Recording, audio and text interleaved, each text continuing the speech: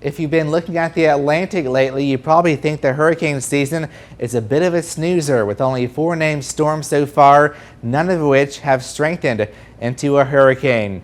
But don't get too comfortable because we are now entering what is known as the peak of hurricane season, mid-August through mid-October. That's when most activity occurs in the Atlantic basin. And looking closer at formation zones during the month of August, we look at activity ramping up closer to the United States, especially as you head towards the Caribbean Sea. So what are the forecasters saying?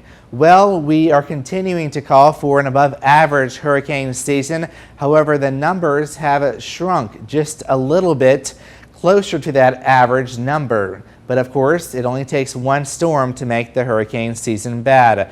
Now, what are we looking at as far as ingredients for the hurricanes to form? Well, one, sea surface temperatures, and the waters are running a fever. We're looking at temperatures in the upper 80s.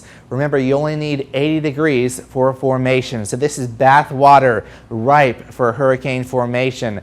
We're also in an INSO neutral pattern, which means we're not seeing El Nino or La Nina present. So we don't have a lot of wind shear to tear those systems apart.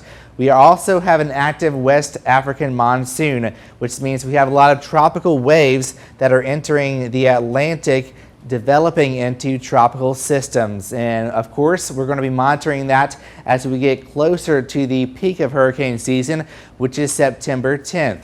I have more details on my blog, Beyond the Forecast. You can find that on WJBF.com.